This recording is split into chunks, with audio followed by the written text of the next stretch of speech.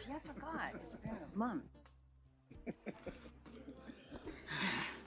Too much going on. Yep.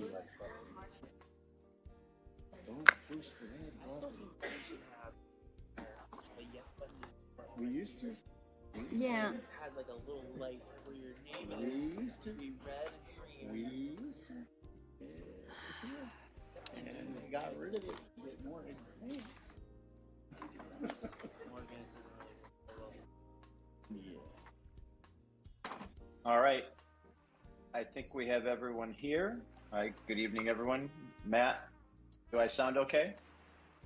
Or Juliana or someone? You sound good. Well, we can hear you. Okay, great. All right. I'm going to ask Trustee, we're reconvening our open session and ask Trustee Inman to report out actions taken in closed session. Thank you. On a 6-0 vote with Trustee Jay absent regarding claim number 641734, the governing board in closed session voted to issue a notice of rejection of demand letter pursuant to Government Section Code 913. The governing board further authorizes the Vice Chancellor of Business Services or her designee to issue any appropriate notices. Thank you for that. Excuse All me, right. I'm sorry, there's 3. Yep, I did go turn ahead. the page. Okay, on a 7-0 vote, the board took action in closed session at its meeting on January 22nd, 2024, not to renew the employment of a probationary faculty member. The administrative remedies of the faculty member have subsequently been exhausted. One more. On a 6-0 vote with Trustee Jay absent, the board took action in closed session to accept the resignation of an academic administrator in consideration of the sum of $35,000. The board approved the agreement and general release as executed by the academic administrator and district and has authorized the chancellor or designee to take all steps necessary to effect the decision. Thank you. All right, thank you for that, Trustee Inman. Now we'll have our invocation led by Trustee Dack, followed by the Pledge of Allegiance led by Trustee Inman. If you are able to stand, please do so. I will keep this brief. I do know that classes started this last week, so we have a lot of new faces on campus. I see a couple of new faces in the front row here with the changing over of the academic year. So I just want to wish all faculty, staff, and administrators a strong start to the year and looking forward to a great 24-25 school year at Saddleback and IVC. I'm going to pass it over to Trustee Inman. Thank you. Ready, begin. I pledge allegiance, Pledge allegiance to the flag of the of the United States of America and to the republic for which it stands, one nation, under God, indivisible, with liberty and justice for all.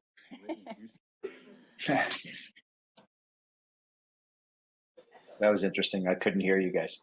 All right. We could tell. We're on to 3.5, recognition of IVC's honors program, and I'm going to ask Trustee Rydell to lead this.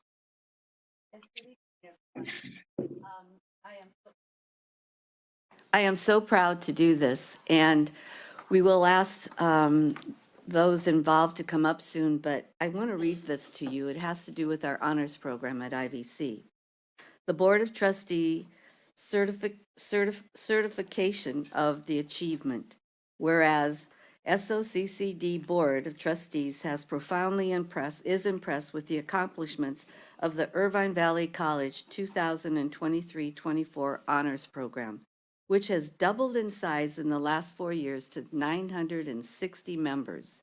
And whereas the IVC honors program offers 55 approved honors courses, all providing reduced class sizes and a range of enrichments for students, and therefore, the Board of Trustees awards a certificate of achievement in honor of the outstanding accomplishments achieved by Irvine Valley College. Now, for those who are involved, we have, Julianne, you want to? Yeah, I think we're going to go ahead and turn it over to President Hernandez to introduce the item. Thank you, Chancellor Barnes. And I appreciate Trustee Rydell providing that context. Our program was started in 2003 and in a very short number of years has increased, as you indicated, to a very large number of honor students. We believe it is possibly the largest honors program within Orange County Community Colleges. And before I introduce our honors program faculty coordinator, I did want to say that one unique aspect of the IVC honors program is that every student is supported through faculty mentored undergraduate research. And this past year alone, the number of students, we had over 215 students representing over 141 projects that presented at 6 different research conferences, both regional and state. And it is so impressive, the times I have attended some of these, to see the sheer number, the critical mass of honor students represented at those conferences, but more importantly, to sit and listen and hear their research as well as their poster sessions is truly an incredible opportunity for an undergraduate student to get that type of exposure. So with that in mind, I want to introduce Professor Emily Liu, who has just provided incredible leadership these past few years. She is all in with honors, and it shows in the quality of the program, the quality experience our students receive. And Professor Liu, I'd like to welcome you to the podium.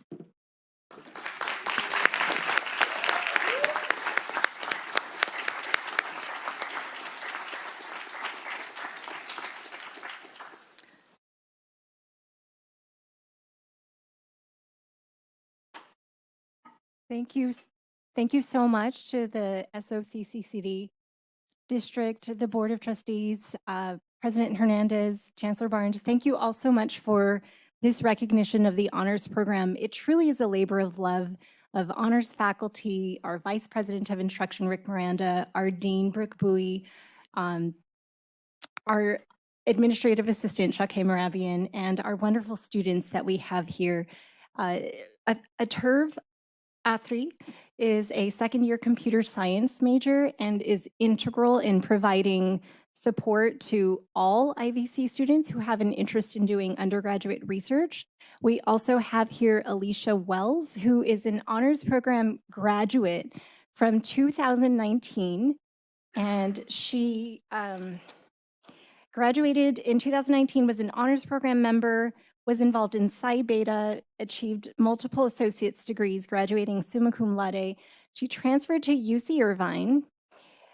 She is now in her 3rd year at the UC Irvine School of Medicine, where she's part of the Health Education to Advance Leaders in Integrative Medicine effort, the Medical Student Research Program, and has started up a program called CC to MD-DO, which is a seminar series that aims to demystify the pre-med pathway from community college to medical school. And so Alicia, if it's okay, I'm going to give my platform to Alicia to say a little bit about what IVC Honors has done for her in her educational journey.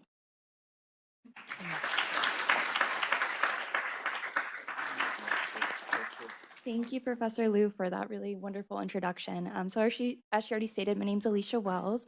I am an alumni from the 2019 class for the honors program.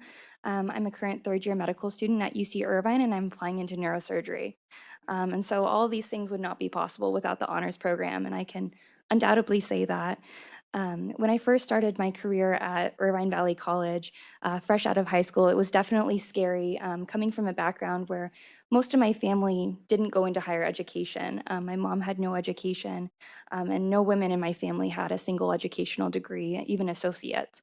And so during my first year of college at IVC, I was looking for programs that I could get involved in, and the IVC Honors Program stood out to me. And so it actually wasn't until really the beginning of my 2nd year that I applied and I got involved. And that's sort of, what I can attribute a lot of the trajectory of my career towards. I found wonderful mentors, some of them being Louis Long. He was my writing 2H professor. And he was wonderful in that he gave us all the opportunity to do really involved research. My research was on 2 breast cancer genes and sort of the relation to the development of breast cancer and the development of ovarian cancer. And it ended up being this 70-page manuscript, which no one would have expected, including Dr. Long. And we had to pare it down to 40 pages, so that was kind of humbling. And ended up presenting this. I think that research got presented at 4 or 5 different conferences, Stanford, UCLA, UCI, IVC Saddleback. And then over the course of, I think the next year, I also presented 4 or 5 posters as well at similar conferences. And that really kickstarted my research and sort of my interest as well in medicine and neuroscience through my involvement as Psi Beta as well, under the direction of Michael Cassens, who was a psychology honors professor. He was incredibly wonderful at mentoring students, including myself and many of my other friends. And, you know, to this day, I'm heavily involved in research, always writing papers, always writing manuscripts. And, you know, even my medical school colleagues are like, how do you pump it out so fast? I'm like, you know, it's just community college, trained me well.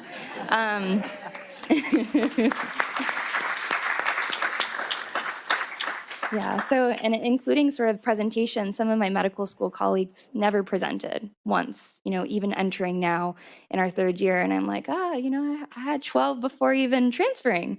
And so, you know, it's a fantastic, you know, program that gave me so many opportunities even now. And outside of academics, I met one of my best friends at the honors program, and she married another honors program member, and I was her bridesmaid. Yeah, and I met my partner here at Saddleback of 5 years. And so IVC is really near and dear to my heart, and has provided pretty much, I think I say one of the sentinel sort of key components of my life was coming here, going to the honors program, and I think it's really led me on the path I've been on. So thank you to IVC Honors Program and for having me here. And then for Professor Liu to continuing to, you know, support sort of our endeavors of getting community college students interested in medicine and getting them on the right track to go to, you know, a DO or an MD program or, you know, wherever that may take them. So thank you for having me.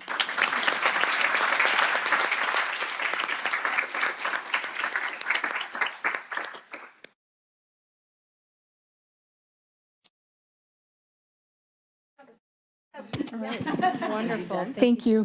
Thank you so much. And so we do have a certificate. Do you want to come on up here and we'll take a photo with, and also with our honor students?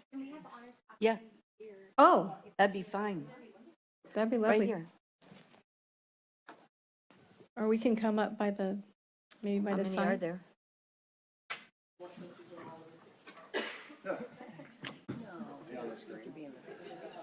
Is there only that few? We could come up here. Okay, you want to come up here? Yeah, 'Cause we'll there's come not up that here by many. the Yeah. logo.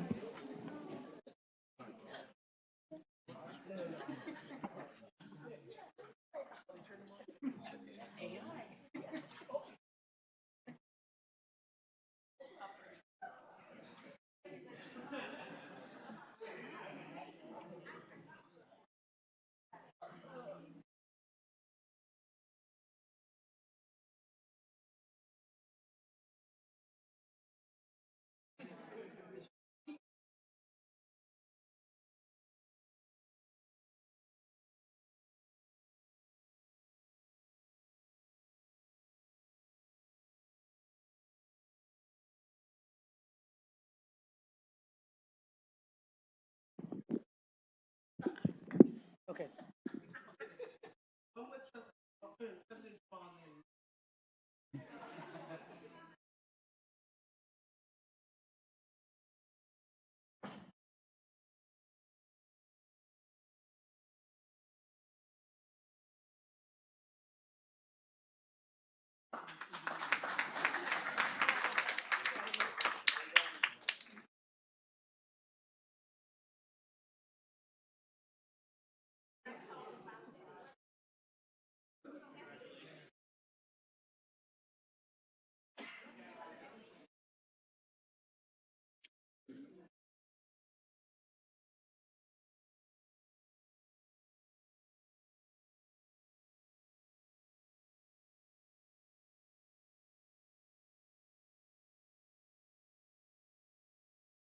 Well, that was wonderful.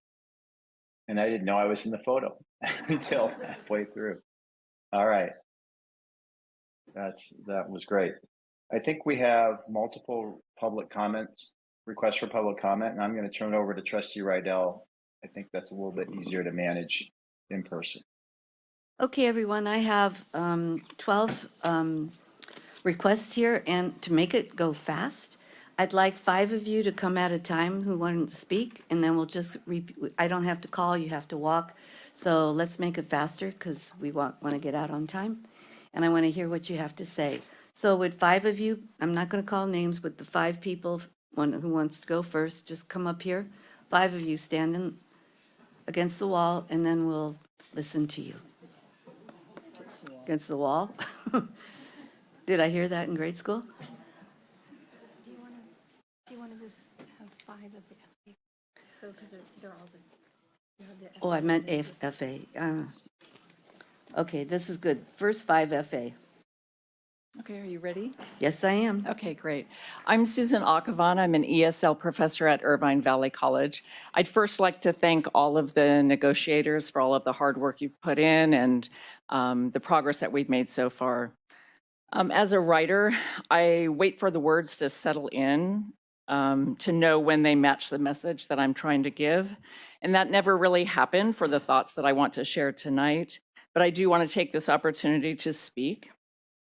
I value my colleagues for sharing the very specific economic data and the personally impactful stories of the enormous life-changing effects the contract has on them, has on all of us. Here we are 2 months past the contract date. Looking at the 2% parity offer, for example, for adjunct, it struck me that at that rate, decades will pass and countless part-time faculty will retire, never having been paid what they justly deserve for the exact same teaching as full-time faculty. And I cannot stomach that injustice. We know that we must also continue to attract and retain high-quality full-time faculty by being absolutely realistic about what it means to live and work in Orange County. The vision that I encourage us all to see is that we are all a team. And on top of that, we are community college educators. That says a lot about who we all are. Let's live up to that responsibility that we accepted when we joined this team. Let's invest in our students by truly valuing the faculty who guide them in their intellectual and personal growth every single day and forward in their lifetime. Thank you. Thank you.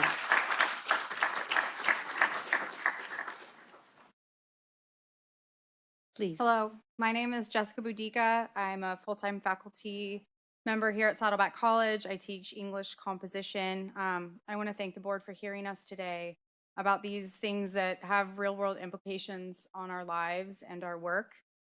There's a lot of talk about contracts, and I've been thinking about, like, what does a contract mean to me, right? And it's an agreement and expectations between people. So it's the agreement and expectations between us and the district and the board and our students. And so I wanted to talk about maybe what people think the contract is versus what actually happens in the classroom. So I teach 4 composition classes. There's 25 to 28 students in those classes. Well, my classes have a 25 student cap. Notice I'm already working above what is expected of me and above my contract, because that's the agreement I'm making to my students. And I'm going to do whatever I can to help them. And sometimes they have last minute scheduling conflicts. They had to drop an in-person class, so they've got to pick up an online class, but all the online classes are full. They can only take a class at this time because they have kids or whatever else. So I take them into my class above what is expected of me in my contract. So I teach 4 composition classes. There's numerous papers in those classes. They take tons of feedback. And then on top of it, there's scaffolding assignments. And those scaffolding assignments, those all need ample feedback because those assignments help my students write those papers on a grander, bigger scale, right? And this is no different than faculty in many other departments. This isn't exclusive to English.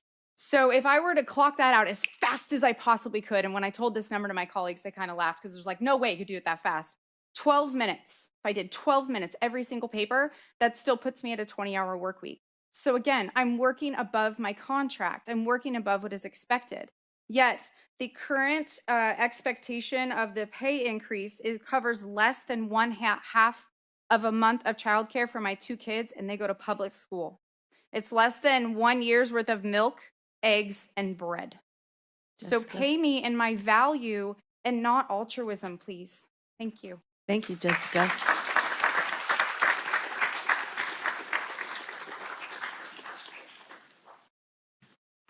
Hello, my name is Pete Moran, full-time faculty at Saddleback College. I'm reading comments from Carmen Mara Hernandez Bravo, who's not able to be here this evening. So Carmen Mara says, "Good evening, Chancellor, board members, colleagues, and members of our community. I am Carmen Mara Hernandez Bravo, full-time professor in the international languages, among 4 more full-time faculty in our departments. We teach 11 languages in the international languages department, and only 3 of those are taught by our full-time professors.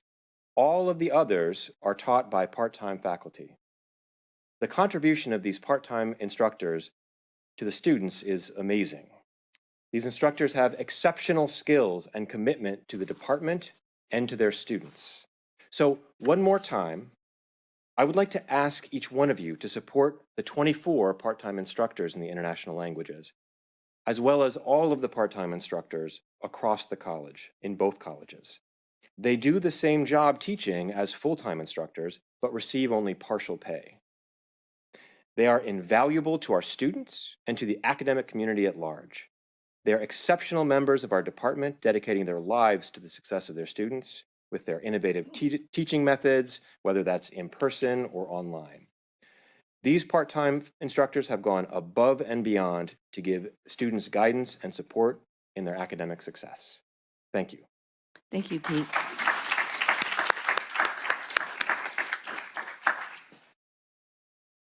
Good evening, everyone. I'm April Cubbage. I'm a full-time sociology professor in gender and sexuality studies.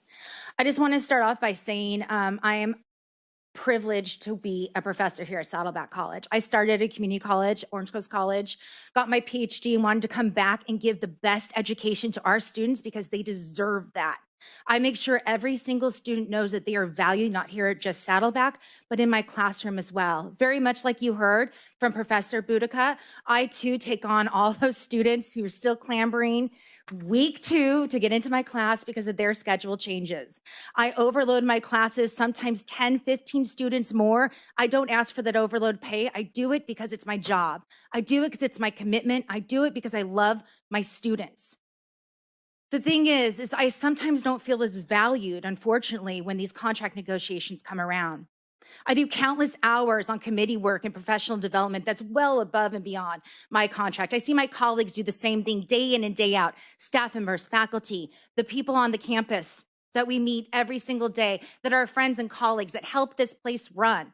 I do honors. I'm an honors professor. I'm on the honors committee. I'm on the Lavender Celebration Committee. I do the Women's History Month events, One Book, One College, Blue Mentorship, speaking to the community, all this stuff that's unpaid. I'm not asking for every single thing to be compensated. I'm just asking to be compensated fairly along with my colleagues.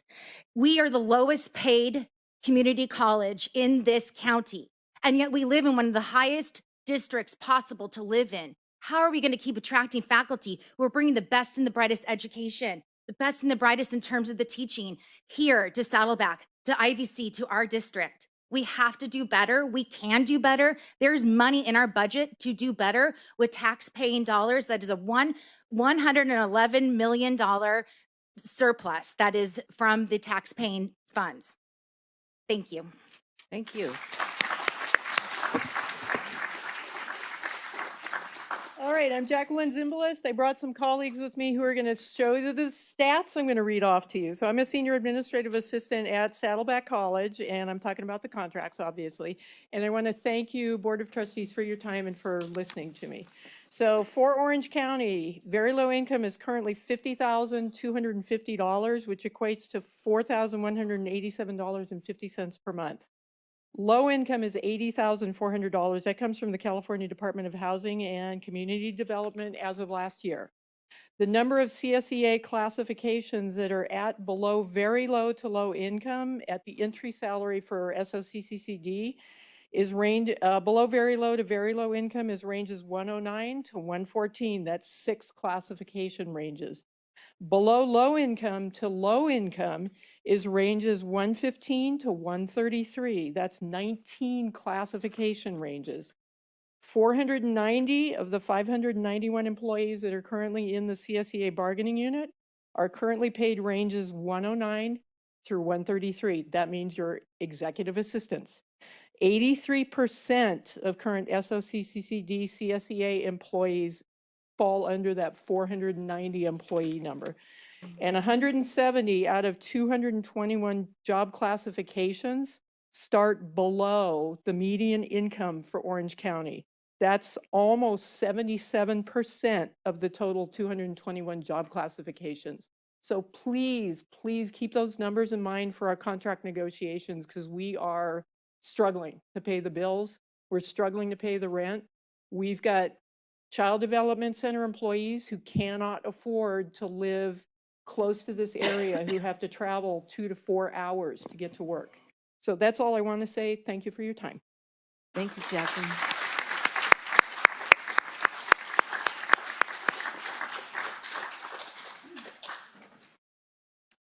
Hello, my name is Violetta, and I work at Saddleback College as a financial aid specialist. I want to thank you for the time to listen, for taking the time to listen to us this evening. I am here to echo what some of my coworkers have shared regarding our struggles with the 410 schedule and our compensation in general. I recently became a mother to a little baby boy. When my maternity leave ended, I had to find daycare for him while I'm at work. Unfortunately, most daycares these days consider a full day of daycare from 8 to 3 p.m.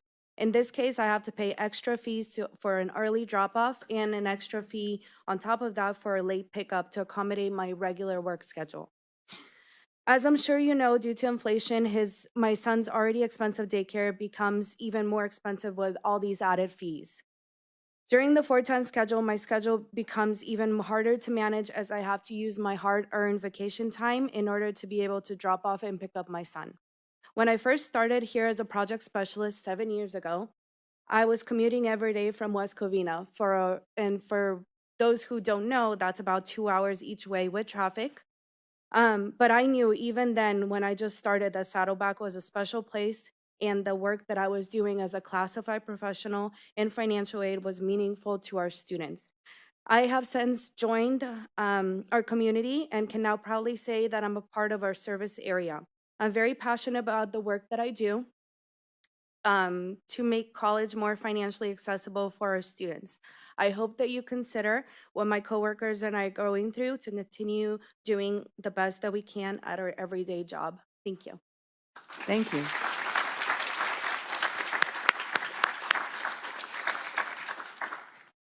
Hi, I'm Tim Swiss. I'm the lighting designer for the AMPed division. I see a lot of you at commencement time. I'm usually pointing and telling you which way to go. I'm here, you are going to hear a lot about the financials tonight. I'm going to jump on top of the 410 issue as well. As you know, I could go on with statistics and research, but 410s have a negative impact on health, finances, safety, and family stability. So, and a significant portion of our staff is not a fan of these. In fact, when we did a survey, most of us wanted this at the top or second to top as far as issues to work out within the contract. Most of us have, most of us are full-time employees. We have childcare issues, and we have to keep a roof over our heads. In the summertime, like you heard, we have to use our vacation time. I have the benefit of having worked here a long time, so I have a lot of vacation time. However, and it adds up to about 2 weeks, if not more, of vacation time to leave prior to the 10 hours to ensure that my child is picked up. My wife in the summers actually works with at-risk youth and incarcerated children in the system, and she works very late. So I'm the primary parent during the summer, and so I have to take our vacation time to make sure that my child is taken care of. So I can also say that summers are the most productive time for the staff here in that with the lesser amount of students, it gives us a lot of time to maintain and bring the school back up to a high standard that we pride ourselves on. So I would much rather take that vacation time after the summer, sometime in the fall, to go on a vacation with my family, but it's just simply used to maintain stability. So I think that is the same situation for a lot of our staff members here as well. And I think having an option or a negotiation as far as how those work versus a mandatory situation would be ideal for the staff and those who are working under that schedule. So, thank you. Thank you, Tim.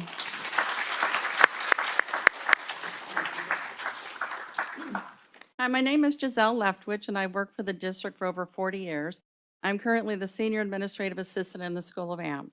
I'm here tonight to ask the board to support the classified employees' request for parity in regards to the retirement age and supplemental benefits after age 65.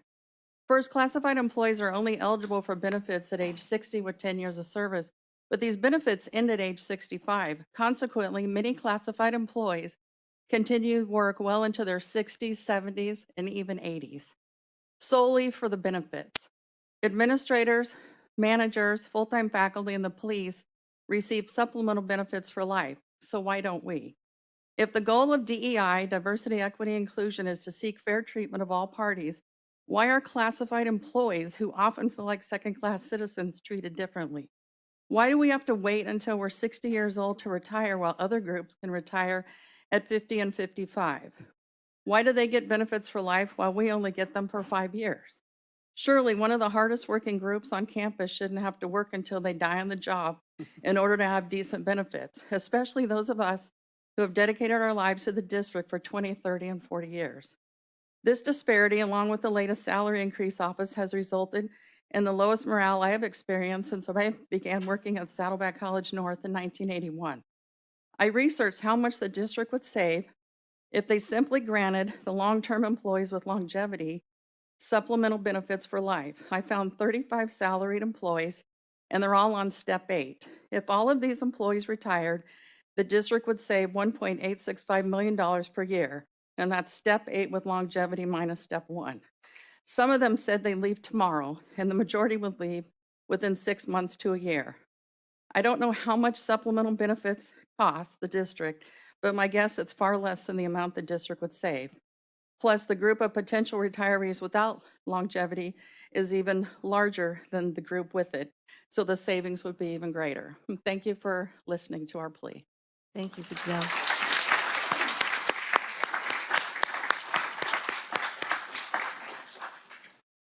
Hi, I'm Linda Hall, and I'm with, I'm not sure what I'm supposed to say here. I'm Linda Hall. I'm a senior admin with Saddleback College. Okay, I got that part. I've been here for a very, very long time, and I love what I do. The students keep me coming back every year. I love what I do. On that note, I have 2 areas of concern. Now, mind you, this is the first time I've been here in 22 years, so sorry if I get it wrong. 2 areas of concern. The first thing is the 410 schedule. Now, you've already heard several people say the same thing I'm going to say, but I just cannot impress upon you enough. The 410 schedule is very hard to work. When you're working at a desk for 10 hours a day, it's very hard. The 410 schedule puts a cost factor for classified to be able to work for you. Instead of coming to work to earn money, we're coming to work having to spend money to be here. And that to me is crazy. When we're having to be here past childcare hours, when the childcare facilities are open, we have to pay the extra. That's money out of our pocket. When we are having to go to physical therapy because we can't sit in chairs for 10 hours, that's money out of our pocket, okay? When we are having to then use our vacation time to balance not having to quite be here for so long. So our 4-week vacation, or for some of you that haven't been here for quite so long, 2 weeks, it shortens, so if you can imagine just getting here, having to take time off to go take care of your children, and you have 2 weeks vacation. It cost me 6 days last summer to be able to balance 1 hour off of the 2 hours. 6 days. If you only get 2 weeks vacation, now you only get 4 days vacation in the year. How is anybody supposed to get respite off of 4 days? The other thing that I wanted to talk about is Linda, can you finish that in 10 seconds? I can. The other thing I wanted to address would be the COLA. We're supposed to be, what's being negotiated is 0.57. I am the low income worker right here. That to me equates to $30. $30 for the year. Well, not for the year, but per month. $30. And I'm low income. Thank you. Thank you.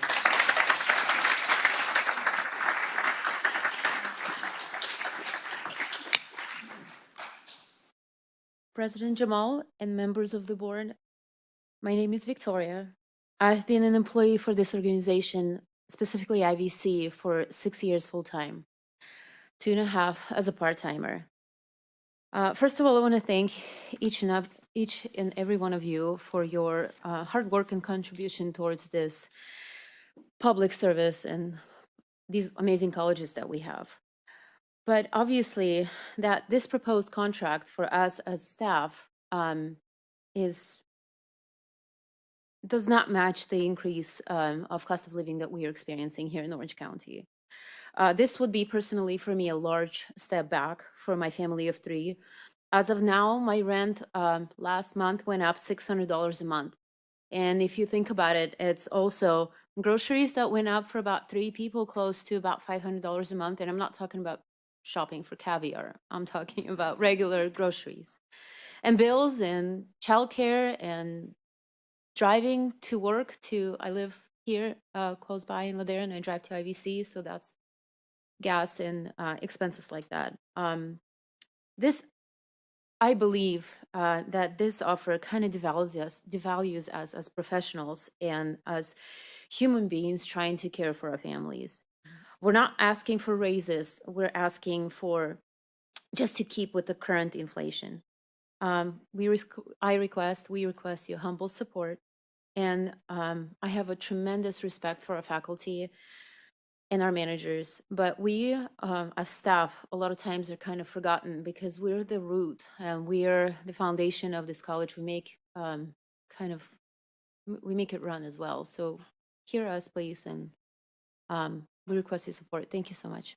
Thank you, Victoria.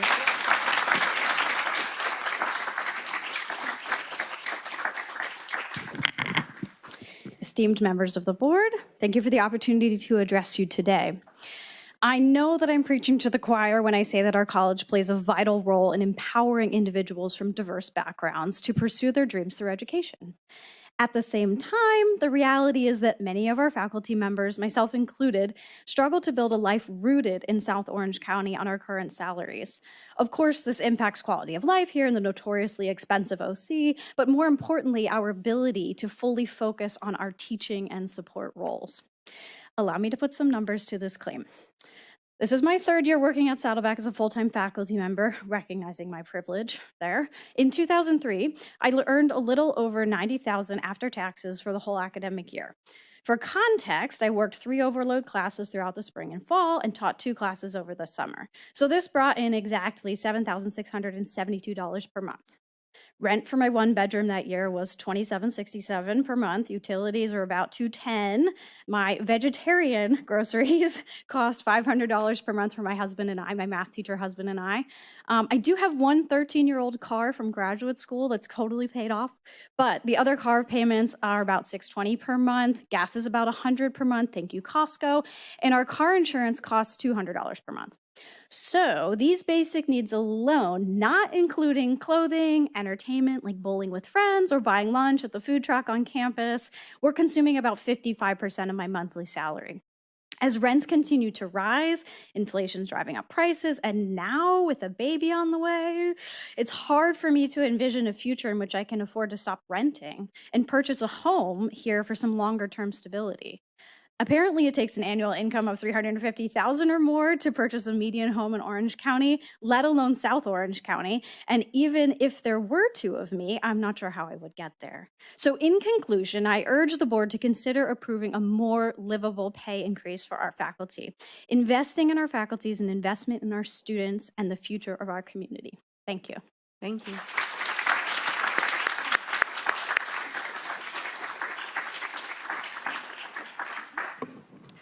Is there anyone else in the audience who wants to come and speak? No? All right. Tim, thank you very All right. much. Thank you very, very much. It touched all of us. Indeed. Thank you for your comments. Let's now turn to board reports. And looking at the screen, I'm going to start on my left, and that's Trustee Milchiker. Okay. Irvine Valley College was recently ranked #1 in California and #6 in the nation. Fabulous. Saddleback College was ranked #5 in California and #14 in the nation. These are extraordinary. Friends emailed and texted me congratulations with media broadcasts of this great news attached. It was in all the media, all the local media, so our colleges were shining in all the media. This incredible achievement is because, as you can hear, of the passion, heart, and soul of all of you. You are amazing, and because our students are the best served in California and USA, we thank you. Flex Week was incredible. President Stern and Hernandez presentations on their school's accomplishments and their dreams for the future were the best I have ever seen. I attended many Flex Week sessions again. The best meetings I attend were the Faculty Association meeting, Anne Marie's budget session, the tech presentation by Amanda Turner and Sammy Lee, the banner update by IT staff, One Book, One College of Saddleback, and the Apprenticeship 101 by Lisa Inlow of Culinary Arts. Amanda and Sammy sent recordings to the attendees, and Ruby Hazard sent out the information about open enrollment and benefits in her recordings and this week's health fair that will be held at both colleges this week. These fine employees, and of course the presentation from the honors program today, and our brilliant Mars Rover students remind me of what I'm doing here. That our staff is exceptional was evident by Flex Week presentations and by the extraordinary highest rankings of our two wonderful colleges. Thank you.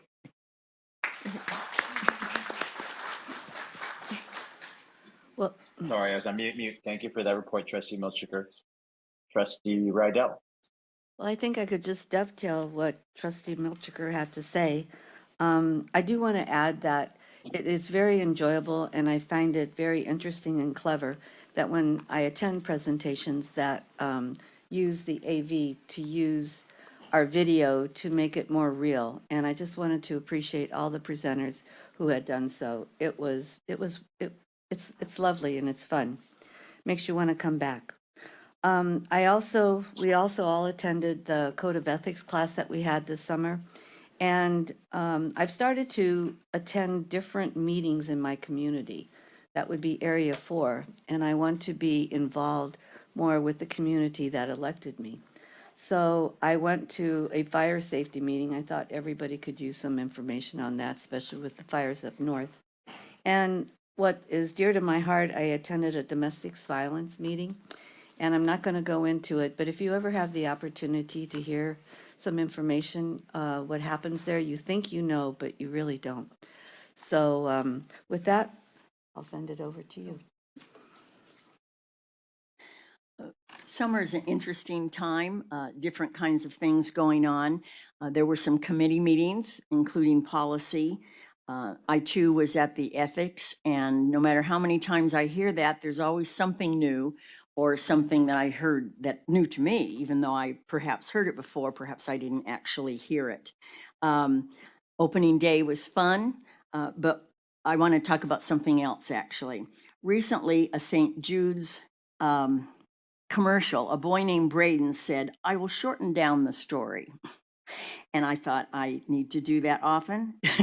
So I'm going to try to shorten down the story about what it's like to be in some organizations outside of the college. First, the Orange County Business Council held its first legislative day, and it was an excellent event. I've been in educational advocacy for decades, and this was one of the most efficient and helpful days that I have ever participated in. Secondly, I've told you about this before, but the Association of Community College Trustees Public Policy and Advocacy Committee is winding up its work on legislative priorities for 2025, which is now being finalized. And that has been fun. Sometimes different parts of the country kind of dominate some of these things. So it's nice to have California. There's plenty of California, but we're also the biggest, so it's good to have more representation, I think. And thirdly, the Orange County School Board Association. I want to congratulate Trustee Prendergast for becoming treasurer of that organization, opening up the job of community college representative, which I happily accepted. With my background teaching every grade from kindergarten through community college, I'm excited to be able to offer a unique and complete perspective. I understand the challenges of school boards at all levels, and I'm happy to keep community colleges in the conversation. And I want to finish with, as the former Director of Honors at Mount San Antonio College, we had one of the largest programs as well in honors. And but what is going on at IBC right now is just unbelievable. That is a huge, and I understand how much work that is for the director from scheduling, just tremendous. So congratulations to them. Thank you.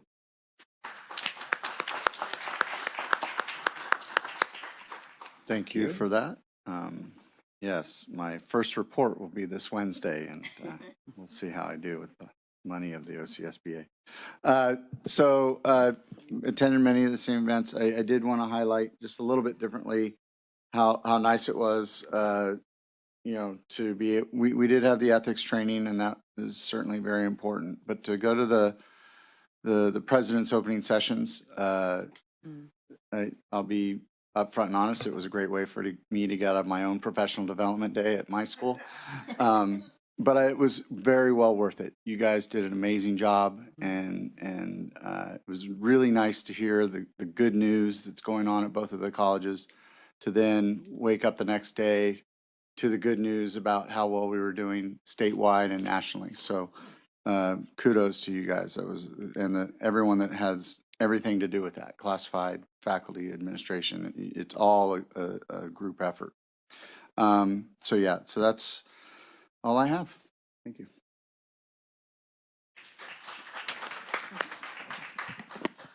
I'll be keeping my board report short today. I was happy to go to the Orange County State of the County event on August 9th, and Orange County is doing well, as you might imagine. So that's always good news. Hear our broader economy and just state of the county doing well. I also did want to shout out the opening sessions at both IVC and Saddleback. We've got a lot of great things to be proud of at both of our colleges, and thank you to everyone who made it possible to just be where we're at right now. We're well positioned. We're getting recognition from various groups on various levels. So I'm proud of our administrative staff and faculty and everyone who's been involved in making our colleges as strong and as great as they are today. And that's it for my report. Thank you for that. And I will repeat a little bit, be brief. I think we as trustees, and I know I as a trustee, we see every day what happens at the two colleges and our district services. But to have a third party authenticate that feels even better. We're often saying we are the top ranked, we have the top ranked statewide rankings and national rankings of both colleges, and having third party affirm that was just awesome. And I think to Trustee Prendergast's point, I mean, it's a combination and a group effort and the faculty, staff, and administration. So awesome accomplishment. And very, very, very proud of what we do here at the district and the two colleges. The opening sessions, the president's opening sessions were great. Thank you for allowing me to say a few words. I think it's going to be another phenomenal academic year. The OCBC event with legislators and other electeds was awesome. And TJ, again, congratulations to you and Carolyn on being movers and shakers at OCSBA. So that's my report, and we'll move on to the ASG reports, and we'll start out with Saddleback College. No, our student trustee. Or Oh, student I'm trustee. sorry, student trustee Clementi. I didn't know. My apologies. I'm here. I can, at my screen, yeah, now I can see. Okay, sorry. Hi, No, I it's just, my problem. it's okay. I just wanted to give thanks to all the staff, admin, classified employees, police, and educators. A special thanks to Chancellor Barnes, Grace, Kristen, Rosa Prado. Thank you all for helping guide me and supporting me in this position. I wouldn't be here without you all, and I'm sure you guys wouldn't be here without us, so special thanks to you guys. Currently, I'm finding space on both campuses to designate office hours to be open to both students of IVC and Saddleback students. So be on the lookout for these flyers. Trying to provide more student support, so either via Zoom or in person. I will also be attending a Next Step Blueprint for Success conference with my friend and former Project Mars rover scholar, Lucius Gibbons, and I look forward to bringing more resource information and contacts to help both of our college communities. I look forward to working with faculty, staff, admin, and students in making this year inspirational and impactful. Thanks. Thank you, student trustee Clemente. Now we're on to ASG, Saddleback College. Hello. All right. Hi, everybody. For my office report, I will be talking about our student voter engagement plan. I've been working on a voter engagement plan with my advisor, Chris Hargraves, about getting students more involved with knowledge about the upcoming November election. And I have invited 3 speakers to come to our campus who are in competitive House races within the area of Saddleback College. So from California District 49, I've invited Representative Mike Levin to make a Q&A with our students and to answer policy questions. The same with Matt Gunderson, who's also running for District 49. And for District 40, I've invited Mr. Joe Kerr, who is running for, again, District 40 representative. So that's all I'm going to say about our student voter engagement plan. ASG is, for my Saddleback, ASG is majority filled. We're just rounding out a couple more positions in ASG. Our welcome week was a success with a lot of participation last week. We actually had a showing of Inside Out 2 just a couple of days ago, which had 70 students, which is a lot considering. Our ASG is updating our students regularly about our campus reconstruction project so that we can encourage students to come early and to find parking, because parking is insane right now. I would like to mooch off of Trustee Milchiker's report by saying that I was really happy to see Saddleback College is ranked number 14 in the nation. It really gives me with a lot of pride that I'm able to represent just an amazing college nationally. And just to round out the last 10 seconds of my report, I'd like to encourage you all to listen to the testimonies of the public commentators. They are very, very powerful. And with that, that's the end of my report. Thank you. Thank you for that. IVC, ASG. Good evening, all. It's been a busy past couple of weeks for ASIVC, and we've been working tirelessly to host events for students and publicize our 2 upcoming opportunities to join ASIVC. So the campus held Laser Day on August 14th, and we had close to 1,000 students in attendance, as I'm sure you've heard before. And ASIVC held a booth at Laser Day where we were recruiting students for our justice and senator positions. And shortly after, we held a day-long retreat, which included trainings on parliamentary procedure, Brown Act, leadership skills, and how to effectively advocate for students in shared governance committees. And last week, we held our Welcome Week, which was also extremely successful. And our last event being our movie night at the Live Oak Terrace, we had 140 students in attendance, which is a significant increase from last year's attendance of 40 students. So we also held 2 informational sessions for our 5 open justice positions, and students in attendance were engaged and eager to join ASIVC, get involved, and ultimately contribute to something that is larger than themselves. So it's an exciting time to be on campus, and student engagement has been through the roof. And before coming here, I hosted a workshop as a MESA tutor for organic chemistry students, where I had over 20 students in attendance, which is huge. I remember I used to be so excited when even 5 students would come and participate when we had just started the program. So I am left smiling that it's been so lively at IVC, and I can't wait to carry this energy throughout the academic year and continue to get students involved and support them academically. Thank you all, and this concludes my report. Thank you for that report. Now on to IVC Academic Senate. Good evening, trustees. As we begin this new semester, I wanted to express the excitement and energy that has filled our campuses. And we had a fantastic start to our professional development week. And it was wonderful to see some of you at some of the workshops. It truly means a lot to our faculty to see you and be engaged and supporting us on our campuses. So thank you for that. Also, thank you to those of you who attended the opening session and the luncheon. Because again, we sat down, we broke bread, we hung out, we talked about our summers, our kids, our dogs and cats. And that's, again, another way in which we can relate as human beings, not so much in the hierarchical places that we exist. I also want to take a moment to thank you also for your continued support of our faculty, especially now during our contract negotiations. And I wanted to bring to your attention something that it's primary in my mind, that the contract negotiations truly revolve around salaries and benefits and working conditions, but we cannot forget the outcomes of these discussions directly impact faculty and their ability to teach and engage their students, which then contribute to the overall quality of education, hence their success.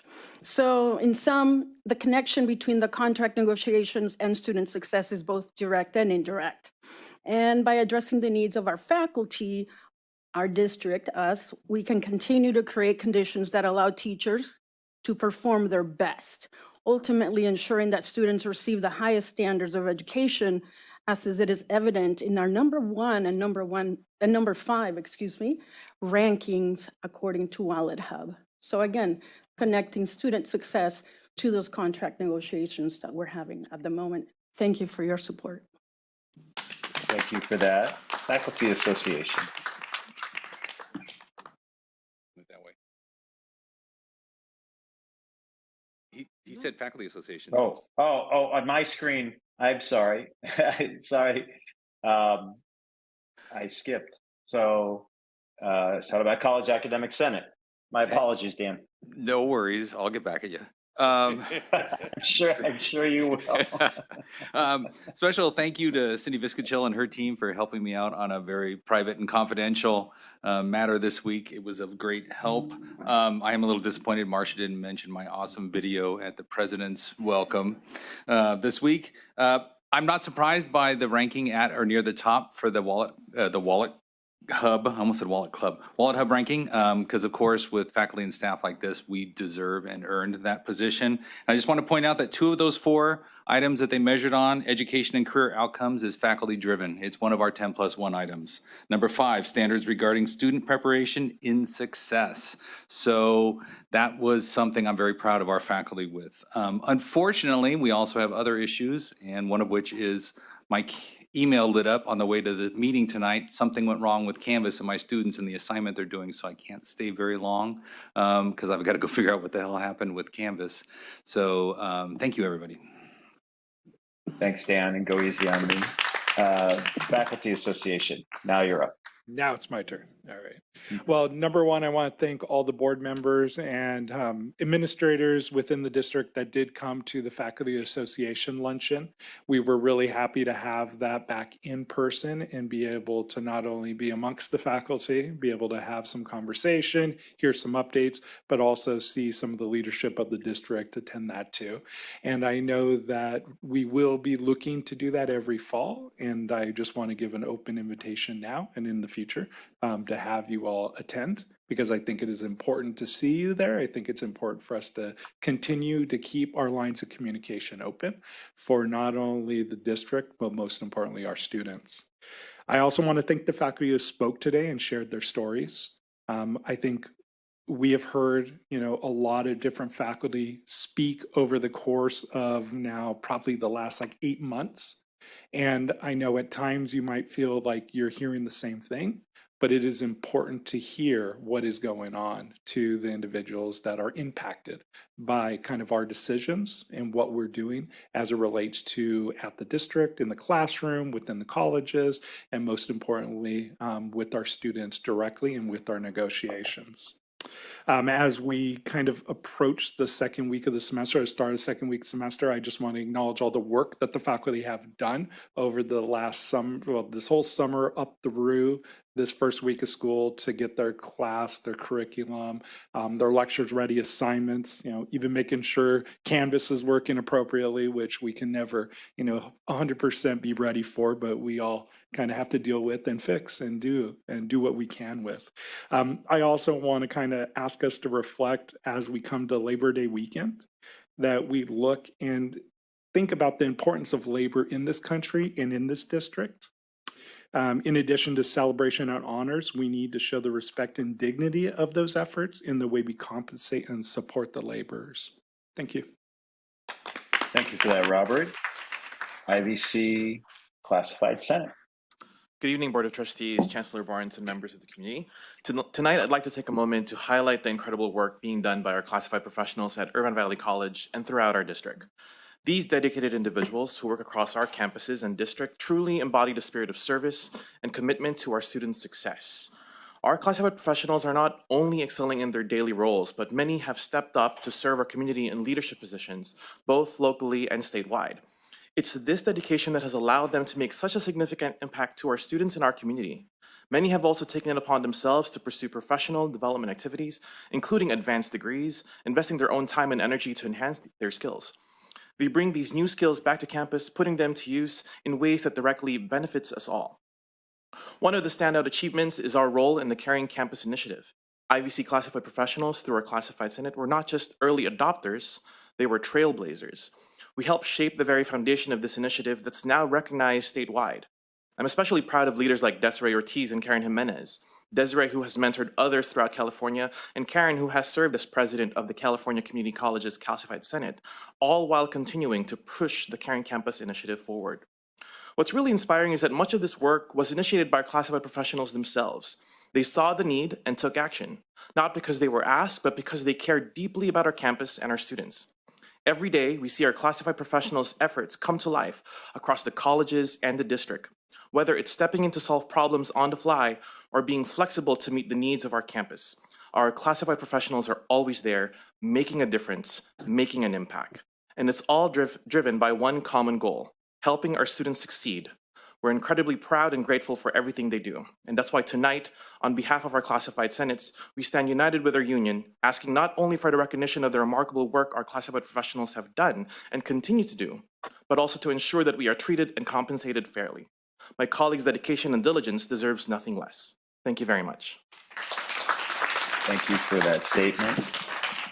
Now on to Saddleback College Classified Senate. Hello, members of the board, Chancellor Barnes.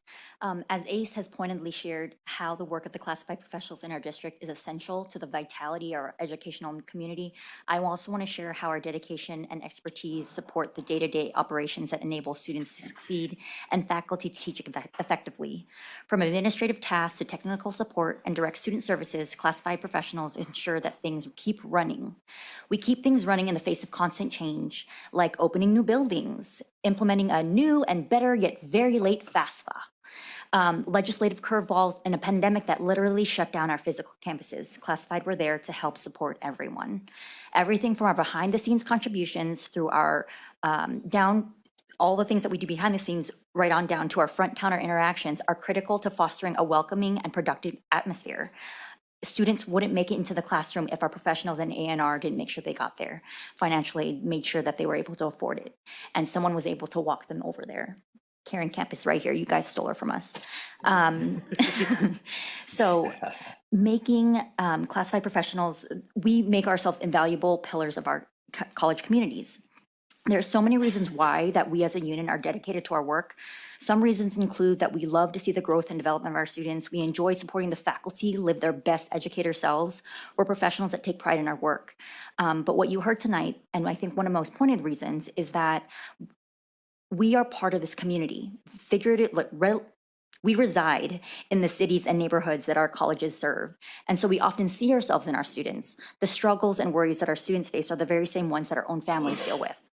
I work with the Promise program, and I've had the honor to unknowingly support the children of my coworkers. Several of my colleagues didn't tell me until after their children had moved on to their transfer schools that I was their kids' Promise coach. They let me know that the financial burden that Promise took away from their household allowed them to send their kids to their kids' dream school. So I notice I have no more time.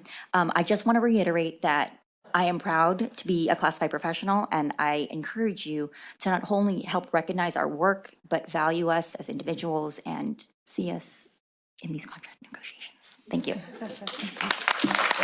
Thank you very much. Now on to CSEA. Thank you, Mr. President. Dr. Barnes, member of the board. First of all, we want to thank you very much for listening to our classified professionals. Everything that they say with sincerity, and they speak from the heart. And a lot of that has to do with the Caring Campus program and the fact that how much we do honestly care about the future of this country. And it starts with the generations coming up through our collegiate systems. We really appreciate the fact that we're able to help them, and they really appreciate the fact that they don't have to feel lost. They don't have to feel that they don't have a direction. But more importantly, we value the work that we do. We take pride in the work that we do. And the fact that moving forward, we still are going to do that for generations to come. Not only do we want to make sure that there is student success with what we do as we stand with our faculty association, but we also want to make sure that students reach the success that they're striving for we take pride of that in our colleges. So much so that not only do we want to make sure that hopes don't die, we want to make sure that hearts don't die either. We really do value what we do, and we're hoping that working together across this district, that as a district and the colleges, we collectively can set the tone for the future of generations to come here in America. Thank you for that statement, Scott. I cannot see if there's anyone there from the POA. Trustee Rydell? No, there's not. Okay. And I don't believe we have any board requests for reports. So we're now on to 5.1, and bear with me. Let me see if I can get this done. We are now at board agenda item 5.1 to conduct a public hearing on the proposed budget of the district for 2024-2025. Before we have that public hearing, Vice Chancellor Anne-Marie Gable will provide an introduction.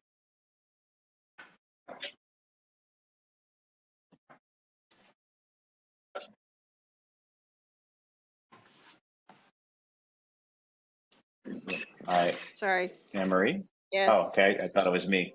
No, it's me.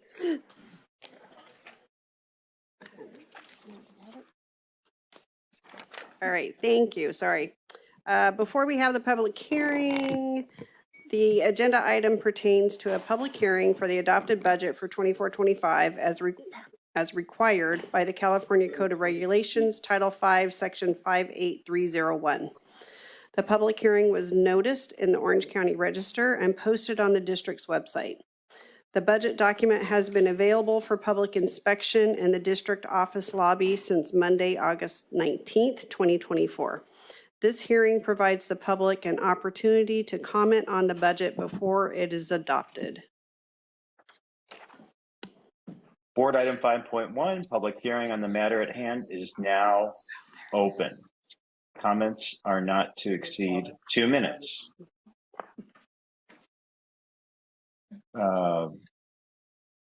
Does the staff, Vice Chancellor Gable's staff have any response? I don't think we have any public comments. No. Correct? Correct. Trustee Rydell? Okay. The public hearing is now closed. Is there any further discussion on this matter by the board? Trustee Rydell, if you can help me. No, I see none. Okay, thank you for that. Item 5.1 is concluded. We can now move to item 5.2, approval of the adopted budget for fiscal year 2025. And I think I need a motion and a second. I so moved. Second it. Motion from Trustee Rydell, Second from, Trustee Milchiker? yeah, Trustee Milchiker. second from Trustee Milchiker. Okay. And then I'm going to ask Trustee Gable to begin the presentation. Yes, thank you for the Correct? promotion to trustee, but yes. I'm sorry. I meant Vice Chancellor Gable. That's okay. Thank you, board. So tonight we have our Executive Director of Fiscal Services here with us, Ms. Connie Kavanaugh, who will be doing the budget presentation, and then we'll both be available afterwards for questions. So I'll turn it over to Connie right now. Good evening. For those that are here and those that are remote, I'm happy to be here tonight to present our 2024-25 adopted budget. See if I get it right here. So just quickly, I always like to focus on our philosophy as we adopt the budget. We want to ensure that we're wise and prudent in the use of public resources, that we promote financial strength and stability, and that we're maximizing educational opportunities for our students. We're just sharing again our budget development guidelines that were adopted by the board back in January. We saw these at tentative budget as well. I'm not going to read through them, but these are clearly our focus as we work through and develop our budget. Going the wrong way. So part of the budget development process is to first close our books. So it's our year-end close as of June 30th. So this is just a summary by fund of our actuals for the 23-24 fiscal year. And again, in bold at the top is our unrestricted general fund, which is our operating funds for the district. So I'm not going to read all the numbers to you, but just to highlight, our beginning balance was just over $107 million, but we did have an ending fund balance of $124.9 million. That's after we collected all of our revenues and distributed those expenditures.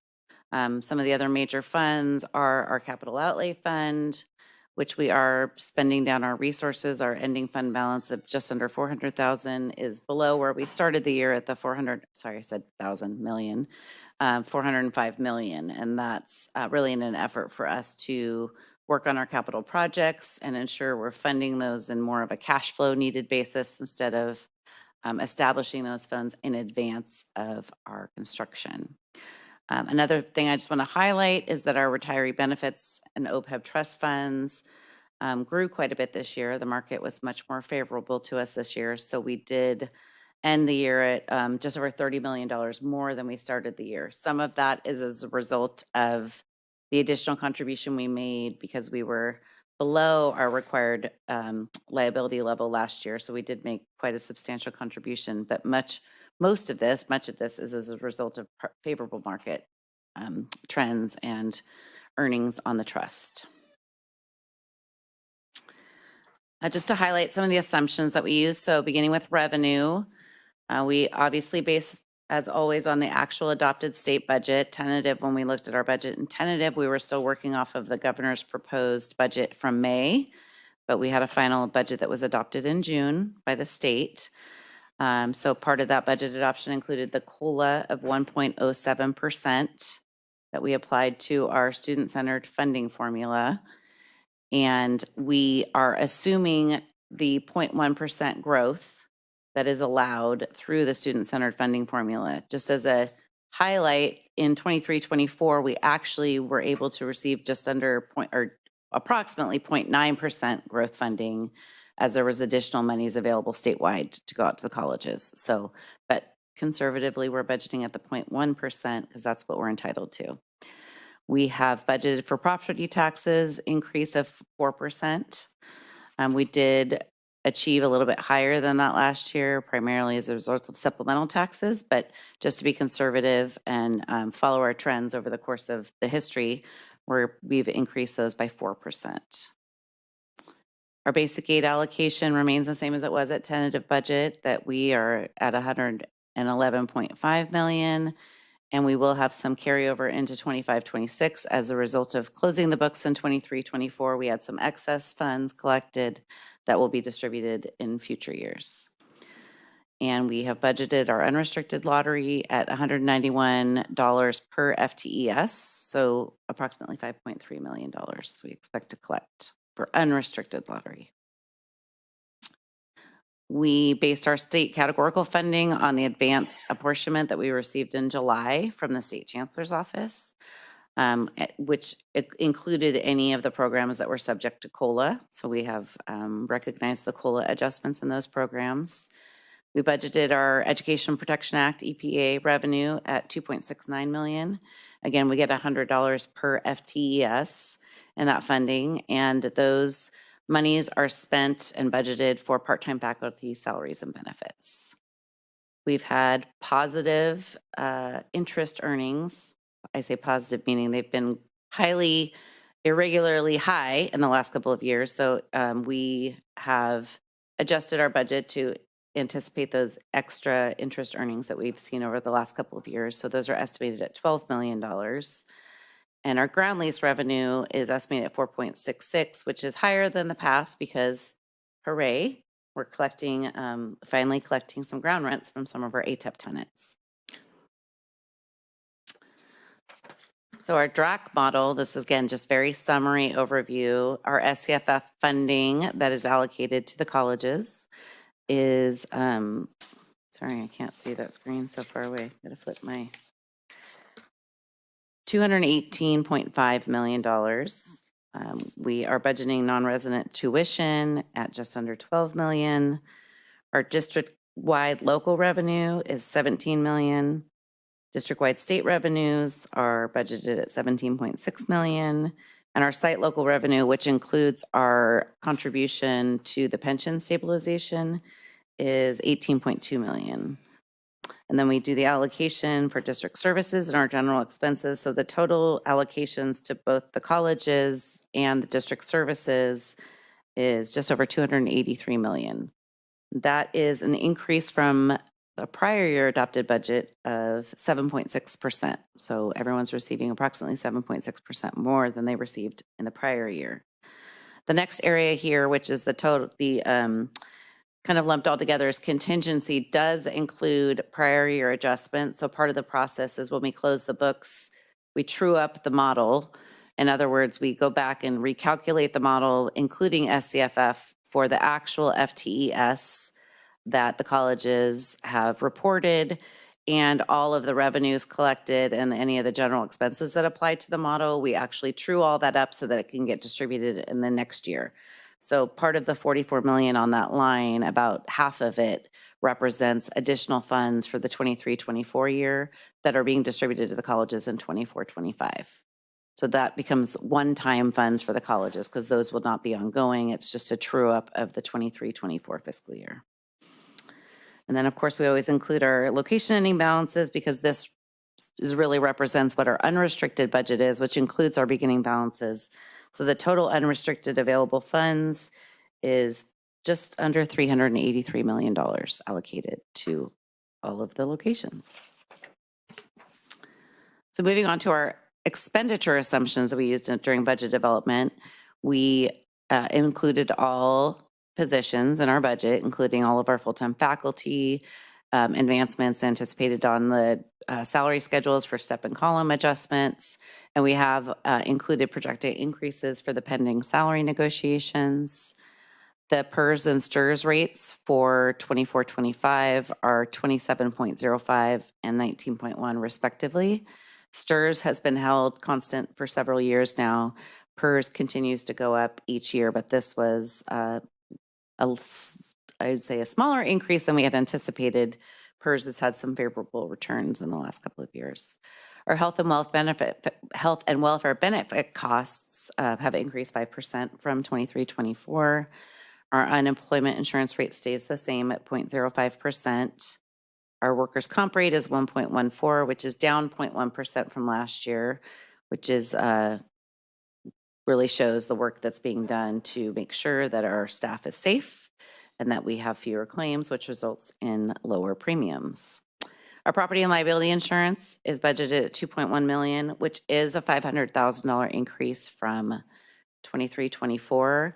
It's primarily as a result to legislation that was passed, AB 218 in 2020. It was effective in 2020, which increased the statute of limitations for child abuse and molestation claims. So as a result, carriers are building additional reserves to ensure that they have adequate funds to cover any potential claims. So it's actually a prior pool that we were members of, have reached out to all districts, both active and prior, to build those reserves in anticipation of future claims. Speaking of reserves, our adopted budget reserves, our reserve for economic uncertainties is $30.6 million, which is made up of $19.8 million, which is our 7.5% of our unrestricted revenues. So that's calculated off of the DRAC model.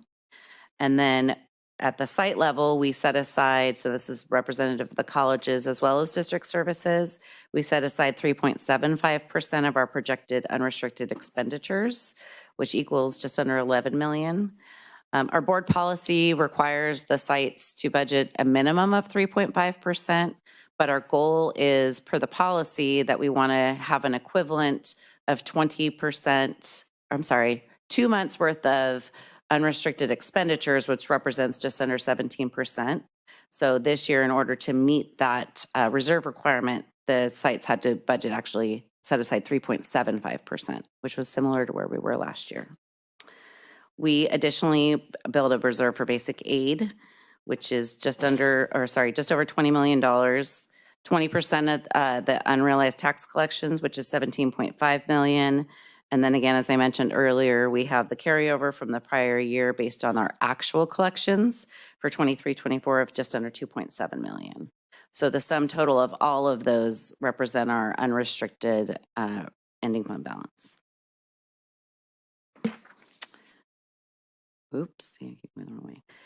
So just try to put this in a picture form for you, just highlighting how the funds are allocated to all of the areas of the district. I won't read through all of them. Our total allocated funds, which include our beginning balances and anticipated collections of revenue, is 449 million. And then this shows pictorially how it's distributed between the colleges, district services, meeting our contingency requirements, as well as the set-asides that we do out of our basic aid funds for some of our long-term debt and fixed expenditures.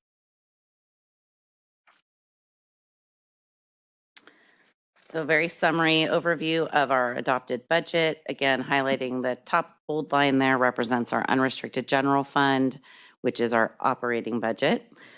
We are anticipating revenues in the unrestricted general fund of just under 385 million and budgeted expenditures of 415 million. So we are budgeting a deficit of $30 million, which still leaves us with adequate funding reserves of $94.8 million. Again, same with cap outlay. We are projecting that we will spend more than we are bringing in based on the funds we have previously set aside for some of those capital projects. And again, anticipate that we'll have favorable market returns in our trust funds. So those funds are anticipated to have a surplus this year. So the total budget shows that we begin with $716 million and we will end with $423 million of fund balance. So looking ahead, as always, we're monitoring the state economy and how that can impact our district, as well as our local property tax trends, since that has such a direct impact on our district specifically. and make sure that we're addressing any of those impacts for future planning. We are constantly monitoring our enrollment and FTES trends, as we know that impacts our allocations to our colleges, and making sure that we do some projections on our SCFF calculations to ensure the colleges are adequately set up to prepare for the future and what funds they can anticipate in future years. And we are continuing our ATEP efforts, making sure that we're finding additional prospective tenants to continue to build out that space. See, I can't go the right way, no matter what I try. Any questions? I just have one. Well, thank you for that presentation. Yes, closing out on the ATEP note, we're always interested in securing new tenants. Trustee Rydell, do you want to coordinate board questions? Yes, I was Since going you're to on ask. site? Yes. I just have a quick, thank you. I just have a quick question. First of all, I think it's a number of years ago, we decided to have our budget be completely open and examinable by all of our constituents, external and internal constituents, so everybody could look at our budget and know exactly what we have, and there's no lying, no money hidden, so that's wonderful. I was just wondering, the money that we're getting now from the APET, for the ATEP tenants, where does that go to? It's part of the DRAC model, so those are allocated back out to the sites.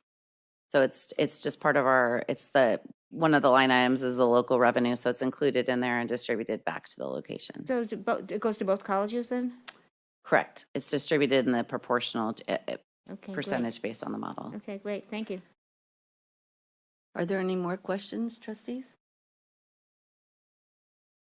Just to finish that up, that is distributed on our CTE, so we decided as the DRAC committee to distribute those funds based on CTE, since the nature of ATEP itself is based on career development. Yeah, it is. So there are different percentages used throughout the model, but specifically for the ground lease revenues, that's how it's distributed within DRAC.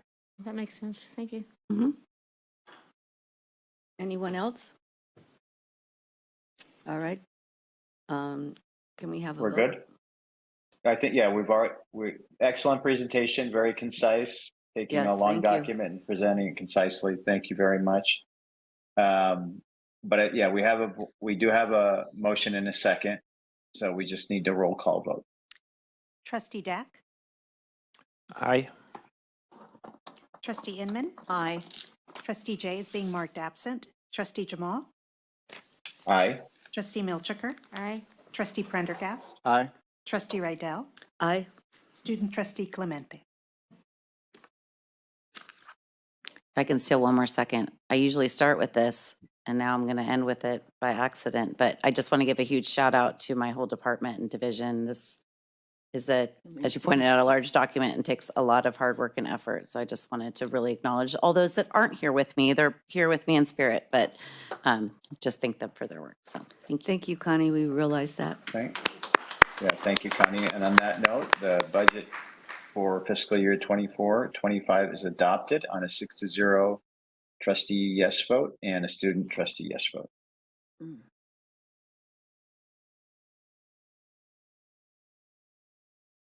Okay. We're now moving on. My screen still shows the vote, but I believe we're into the resolutions. Women's Equality Day. Is that going to be you, Trustee Inman?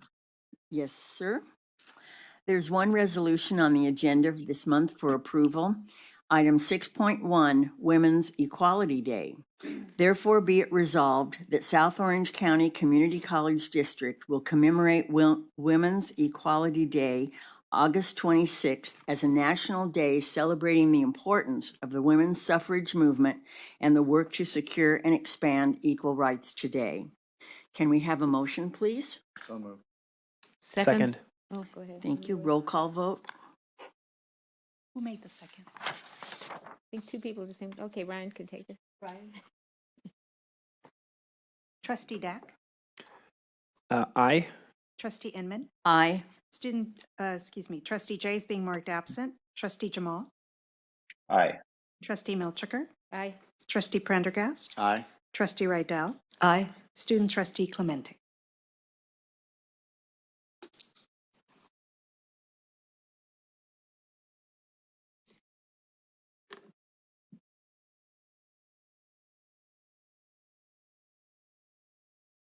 The resolution carries on a unanimous trustee yes vote and a student trustee yes vote.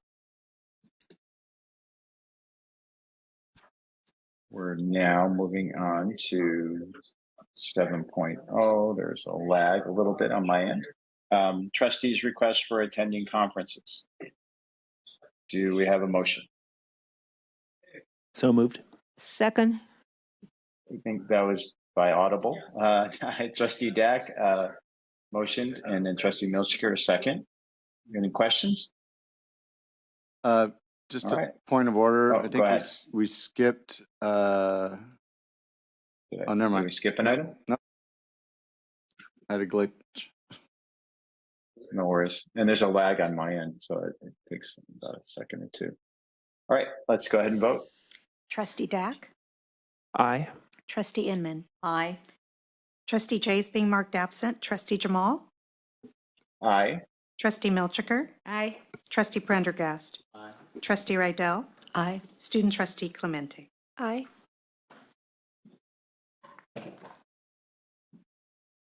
The item carries on a 6-0 trustee yes vote and a student trustee yes vote. We're now on to 7.2, onto ballot measure, Proposition 2, Public Education Facilities Bond Measure of 2024. It will be on the November ballot. Do we have a motion for approval? So moved. Motion from Trustee Dack. Second from Trustee. From Inman or from you? Second from me. Trustee Inman? Sorry, I was laughing. Yeah. That's okay. I gave Anne Marie a promotion earlier. Trustee Rydell, seconded. Juliana, I don't know if you or anyone there from Government Affairs wants to comment on this, or Letitia on the Yeah. ballot measure. So bottom line, as you mentioned, this is a ballot measure to place Prop 2 on the November ballot. And so basically, it provides funding for basically our state matching money. So when the colleges submit their IPPs and their FPPs for state matching funds for their facilities, we tap into this fund. So it's 1.5 billion for community colleges and then 8.5 billion dedicated to elementary through secondary. So it sounds like a lot, 1.5 billion. We were hoping for more, but we'll take the 1.5 billion, and you'll see there in the docket that we have some IPPs and FPPs that we are submitting for Saddleback College and Irvine Valley College, and hopefully this passes so we can get those matching funds. All right, thank you for that. We have a motion and a second. I don't think there's any more questions, so let's go ahead and vote. Trustee Dack. Aye. Trustee Inman. Aye. Trustee Jay is being marked absent. Trustee Jamal. Aye. Trustee Milchiker. Aye. Trustee Prendergast. Aye. Trustee Rydell. Aye. Student Trustee Clemente. Aye. Motion carries on a 6-0 trustee yes vote and a student trustee yes vote. All right. Now, I believe on to the should be the consent calendar. All right, we're on approval of the consent calendar. Do we have any polls from trustees? Okay, seeing none, is there a motion to approve the consent calendar? Motion to pass the consent calendar. Motion from Trustee Prendergast, Second. second from Trustee Rydell. Let's go ahead and vote on the consent calendar items. Trustee Dack. Aye. Trustee Inman. Aye. Trustee Jay is being marked absent. Trustee Jamal. Aye. Trustee Milchiker. Aye. Trustee Prendergast. Aye. Trustee Rydell. Aye. Student Trustee Clemente. Aye.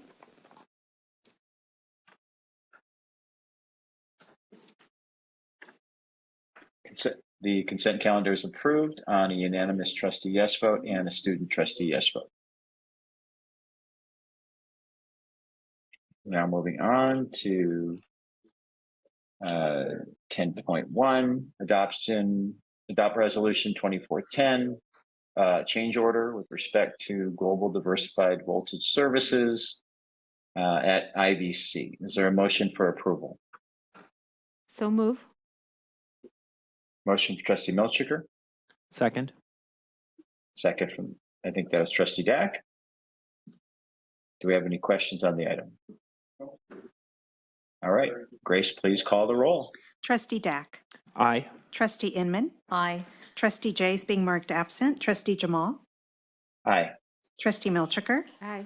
Trustee Prendergast. Aye. Trustee Rydell. Aye. Student trustee Clemente. Aye.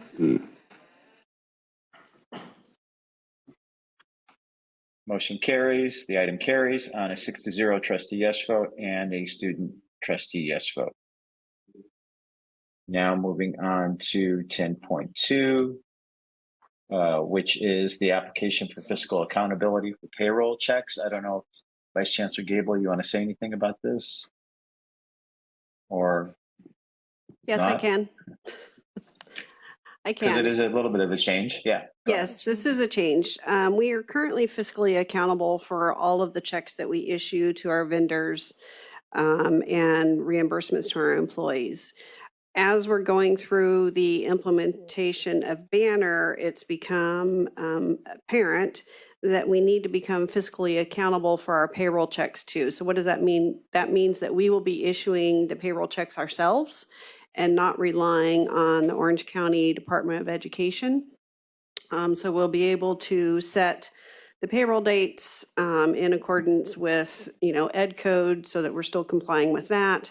But we'll be taking over a lot of the responsibility ourselves so that we can better utilize the full functions of the Banner system and how it is designed and works for payroll purposes. So what this resolution is doing, it's the board is giving us the authorization to actually submit the application to the Orange County Department of Education.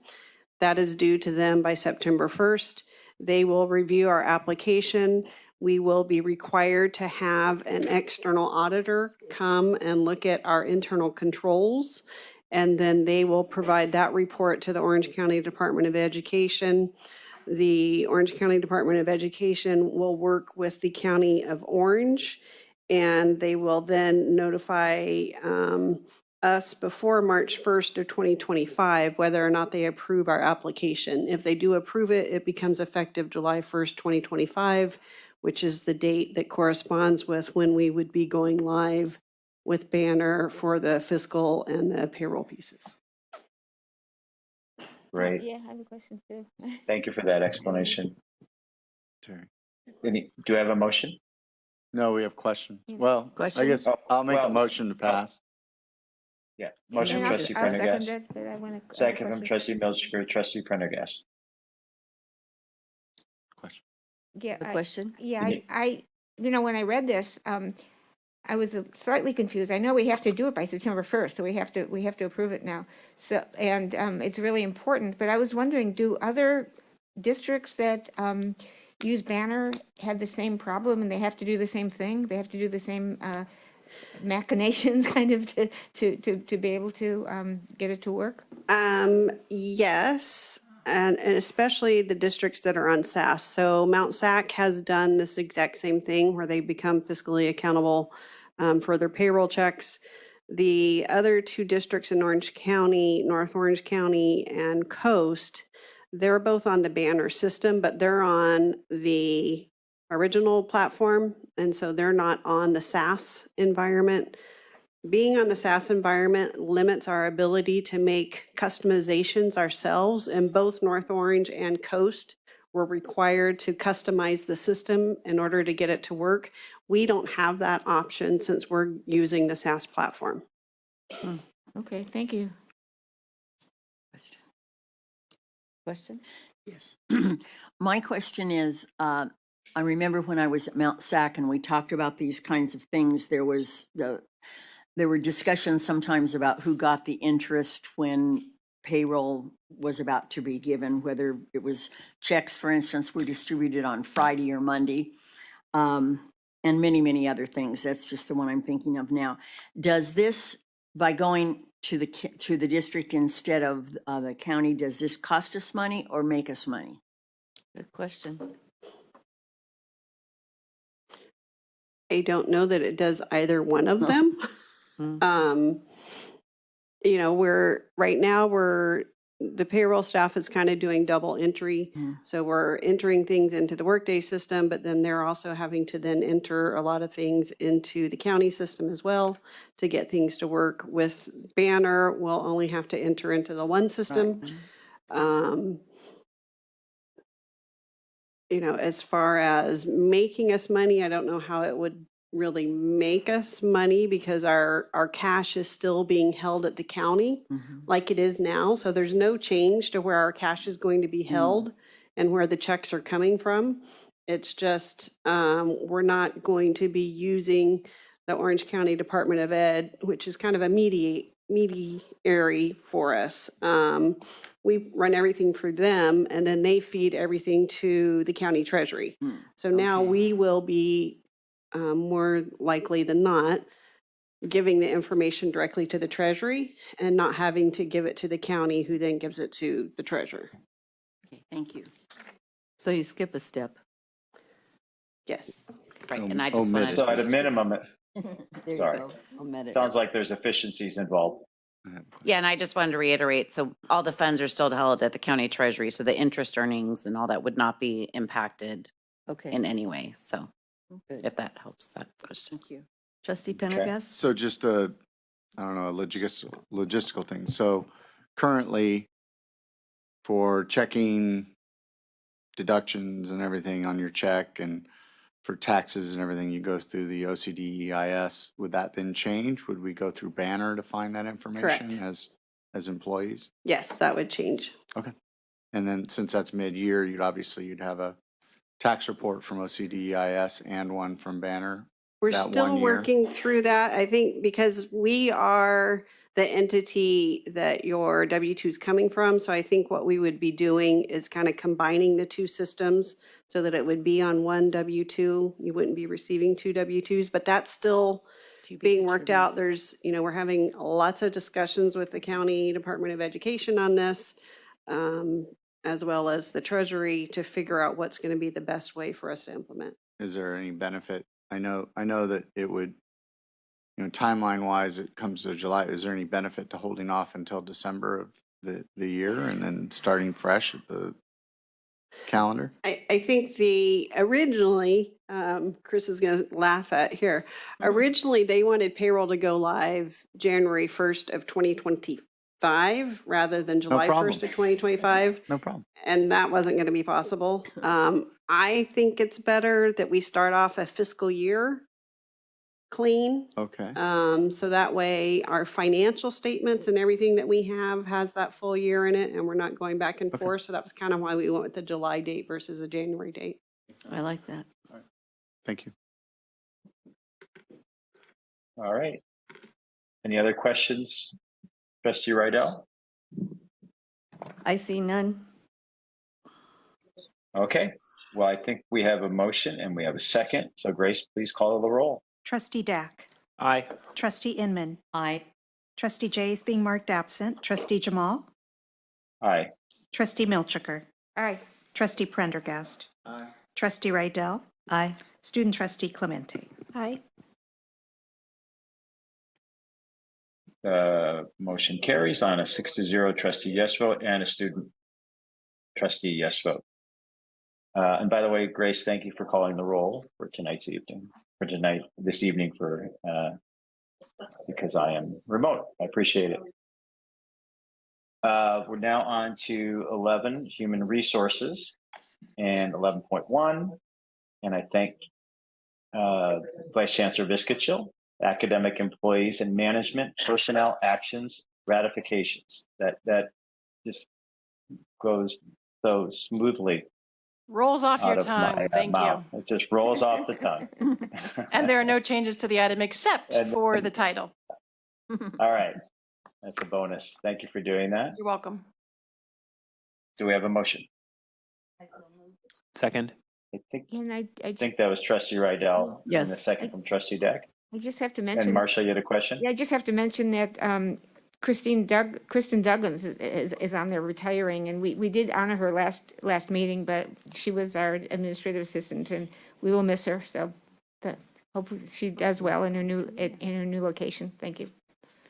Good recognition, and we did honor her during the board meeting last month. Yeah. Well deserved.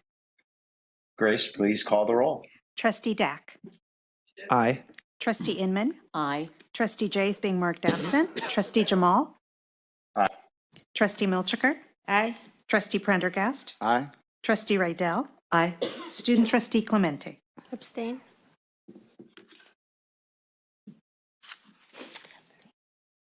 The motion carries on a unanimous trustee yes vote and an abstention from the student trustee. We're now on to 11.2, classified personnel actions and ratifications, which also rolls off the tongue quite nicely. No changes. Any changes? No changes. No changes to the item? Do we have a And- motion? I just have one. Can we? Oh, go for it. Okay, go ahead. I just have one retirement. Oh, okay. Let's do a I so motion in a move. second first. I so move. Motion from trustee Milchiker. Second. And I Second just- from trustee Dack. Trustee want- Milchiker. Just want to mention that Gabrielle Langenham is a senior administrative assistant, counseling services, Saddleback College, and has worked here for 19 years, and we wish her well and thank her for her service. Thank you. Thank you for that recognition. Okay, Grace, please call the roll. Trustee Dack. Aye. Trustee Inman. Aye. Trustee Jay is being marked absent. Trustee Jamal. Aye. Trustee Milchiker. Aye. Trustee Prendergast. Aye. Trustee Rydell. Aye. Student trustee Clemente. Abstain.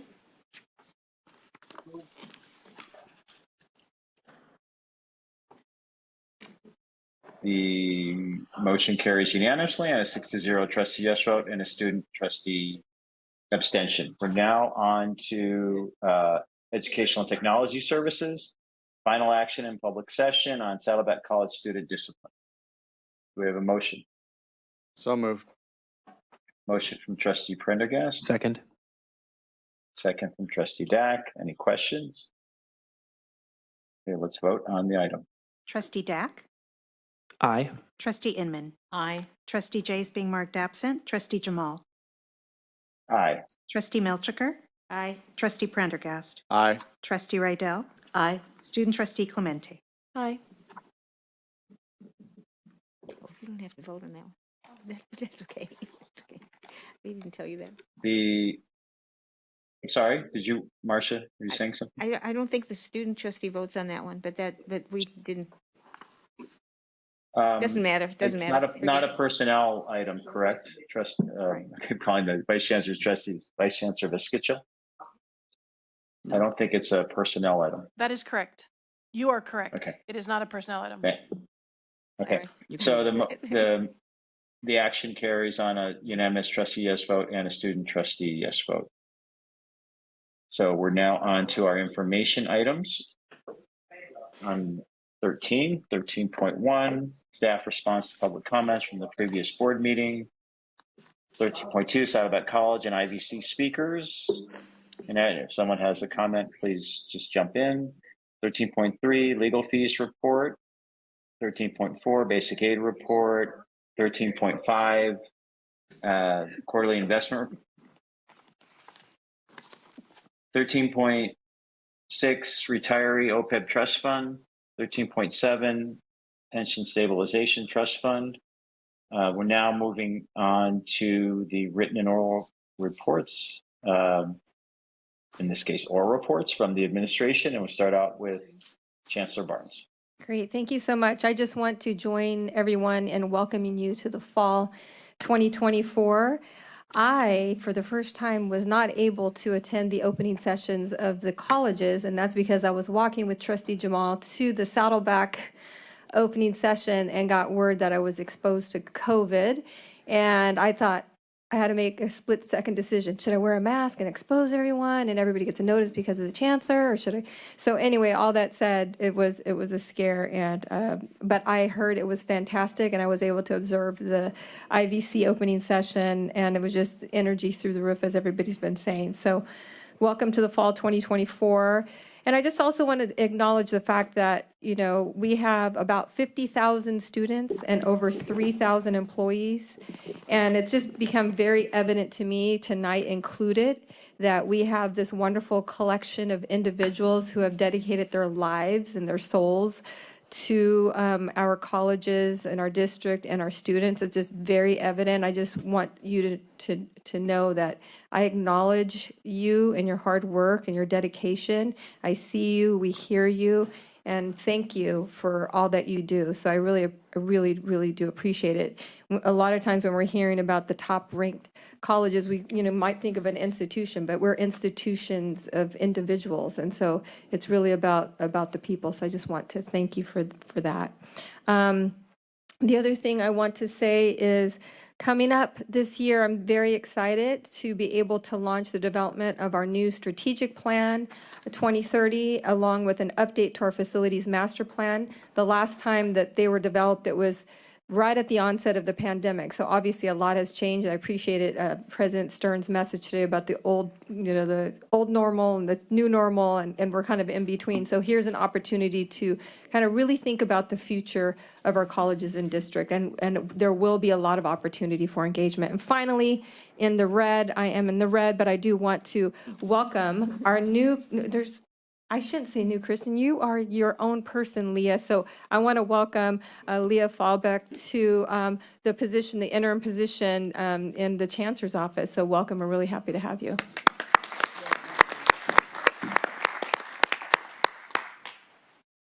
Does that conclude your report? Yes. Leah, welcome. I've been seeing your emails and look forward to welcoming you in person. All right, moving on to college presidents. Let's start out with IVC. John. Thank you, Trustee Jamal. As has already been shared, we started our first week of instruction very strong. As of Friday, it looks like we have 15,516 unduplicated headcount. I had our research office verify if we had hit a high number, and they went as far back as 2,000. And we'll go back a little further, but it appears that this may be our highest enrollment ever in the history of the college. And I was so proud of our efforts last week to welcome our students, as has been shared. On Tuesday, we had a resource fair. On Wednesday, we had Laser Fest. And on Thursday, we had movie night. But what I also want to thank are all the volunteers who staffed 4 different welcome booths in 4 locations, Monday through Thursday, 7 a.m. to 7 p.m., and Friday, 7 a.m. to 1 p.m. Wow. We had over 58 volunteers. We served over 7,400 students, often just to provide basic questions, directions, and snacks. And I do want to thank Executive Assistant Angela Mahaney for her efforts in organizing this. And then lastly, the American Volleyball Coaches Association just recently informed us that our women's volleyball team is a recipient of the 2024 Team Academic Award. I understand IVC is only one of 6 community colleges in California and 41 nationwide to earn this recognition. And I think this is such a testament to our student athletes that matches not just their volleyball achievements with academic excellence, but speaks volumes to the incredible opportunities we provide to our students. So congratulations to the coaching staff and to our students in the women's volleyball team. And that, Trustee Jamal, concludes my report. Excellent. Well, that's a nice way to end it. Excellent report. A lot of positive news. Thank you. Saddleback College. I'll pick up on that positive tone. When I first started my job and had to do a lot of presentations and speeches back in 2019, I developed some talking points, and one of them that I always remember in my head was, I support 25,000 students of Saddleback College. And I actually probably had to stop saying that at some point because we were no longer 25,000. And at our nidus, in the depths of the pandemic, we were down at 21,000. And we can proudly say we're back at 25,000 again for the first time, and it feels really good. So I'm really grateful to the faculty and the classified professionals and the managers who are making that happen. But I'm also really grateful to a group we don't often thank, and that is our students, particularly at Saddleback, for their patience and tolerance in dealing with our parking bumping up within 5% of overall capacity, and the distance that meant that they were walking during our first week, and at the same time with our quad being torn up. So I'm really grateful to our students for putting up with us, and so grateful that they're back with us again. And finally, I want to thank ASG. Chris, you didn't mention for sponsoring Pizza with the President. That was really kind of you. And again, it warms the heart to hear students who surprisingly didn't have a lot of negative things to say. They were incredibly positive and tolerant and grateful to be at Saddleback. So we're even more grateful to have them. Thank you. Thank you, Elliot. Another positive report. We'd love to hear that. Now on to Vice Chancellor of Educational and Technology Services. I have no report tonight. Thank you. Vice Chancellor of Human Resources. I have no report. Thank you. Thank you for that. And lastly, Vice Chancellor of Business Services. Yeah, just real quickly, I just wanted to report that Dr. Barnes, myself, and our Director of Facilities, Mary Opal, did a presentation for the City of Tustin Council last Tuesday for their local reuse authority. So the presentation was all about ATEP, and they invited all of the partners that received land at ATEP to do a presentation on what they have accomplished with their land. And I'm proud to say that we have done the most with the land of any of the other partners that have been there. And I think it was really well received by the council. Lots of questions, but I think it went over well. They did say that they want to make that an annual presentation, but that's okay, we can do that. The other thing, and Connie mentioned it, thanking her team for the budget, but I just want to extend my thanks to the entire business services team for the year-end closing and the budget and everything that they accomplished over the summer. Very busy time with the banner implementation. I think this was more of a struggle than other years, but they got it done and they did a great job. So I want to thank them for that. And then my last thing is just to let the board know, and again, to thank Dr. Barnes for showing up. I held almost all day from like 10 a.m. to 4 p.m. professional development day for my entire division of business services during professional development week. And Dr. Barnes came and spoke to him, and I think it was really well received. So that's all I have. Great, thank you for that. And I just want to thank the tech team for allowing me to participate remotely. I know it's always a challenge and trustees have to do that. So thank you for that. And everyone have a good evening. Thank you. Thank you.